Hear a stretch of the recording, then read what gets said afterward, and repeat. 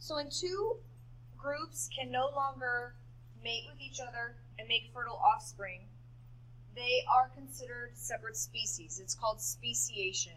And when two gene pools are no longer mixing, that's what we call reproductive isolation, meaning that the genes are no longer crossing over between the two populations.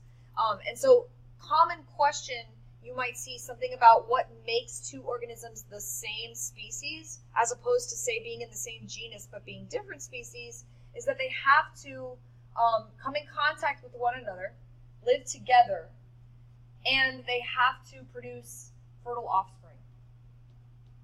If they live in different places, even though in a lab you might be able to make offspring, they would still be considered separate species. So that is what a species is, and if two groups are no longer exchanging genes with each other, they would be considered separate species, and that's called reproductive isolation.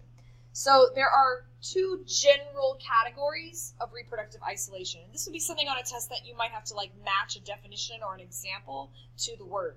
So prezygotic isolation means that the isolation happens before a zygote ever gets to form. Now, if you don't remember what a zygote is, that is a fertilized egg. So prezygotic, we never get to the point where a fertilized egg develops. So that would make it prezygotic. So these are all examples of prezygotic isolation, meaning reasons why two groups of organisms would be separate species, and they fall into the category of never ever making a fertilized egg. So the first example is geographical isolation. They don't have any contact with each other. So for example, you could have an Australian squirrel and an African squirrel, and genetically they're compatible, but because they're never ever going to come in contact with each other, they would be two separate species of squirrel. They don't live together and they cannot reach each other. The second kind is called temporal isolation.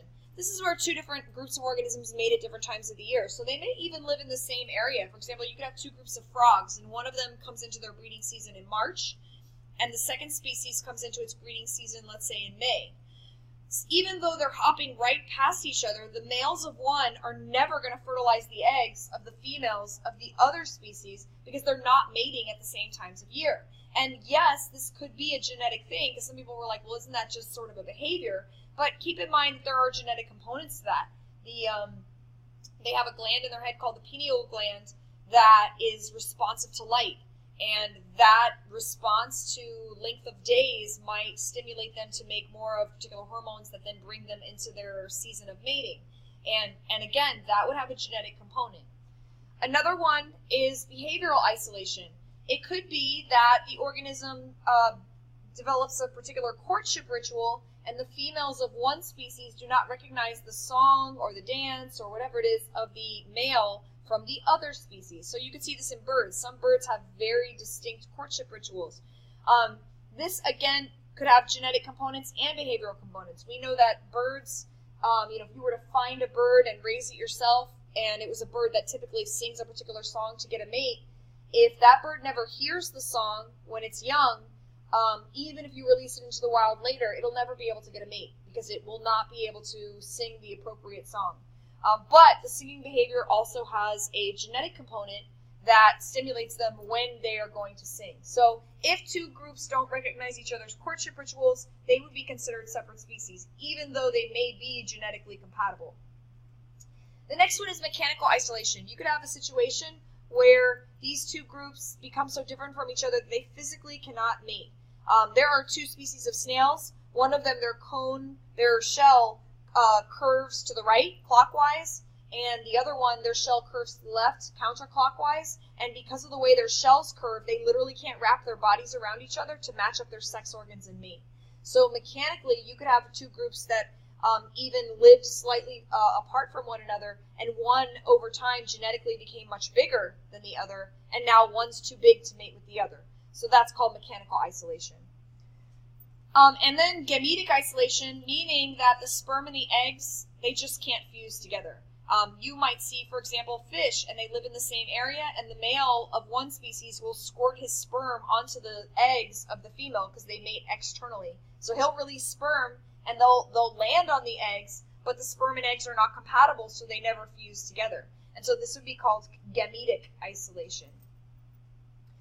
And then we also have what's called Postzygotic Isolation, where two different groups do actually live together, come in contact with each other, they mate with each other, a zygote even forms, but that zygote doesn't develop, or there's some kind of a problem.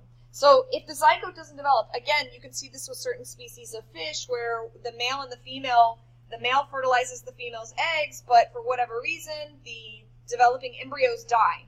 They just never fully develop, and this can happen between two species of birds. There's just some kind of incompatibility where you never get offspring hatching. That would be postzygotic isolation. They would be considered separate species because even though they can mate, they're not able to make a fertile offspring. And finally, you can have a situation where the hybrid is sterile. Or there's even something called hybrid breakdown, where the hybrid is fertile, but the hybrid is unhealthy. And if it tries to reproduce, its babies die or whatever. But there's a breakdown at some point. So like the horse and the donkey, they may even come in contact with one another. They might in the wild mate with one another, but the offspring that they have is the mule, which is in this picture, and mules are sterile.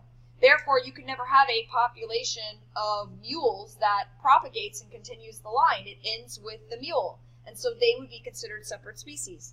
And so this is called, again, speciation. And again, the distinguishing characteristic that tells us that two groups have become separate species is that they are no longer exchanging genes with each other. And all of these that I just gave you were just vocabulary words you should be familiar with for specific reasons why two groups are no longer considered the same species.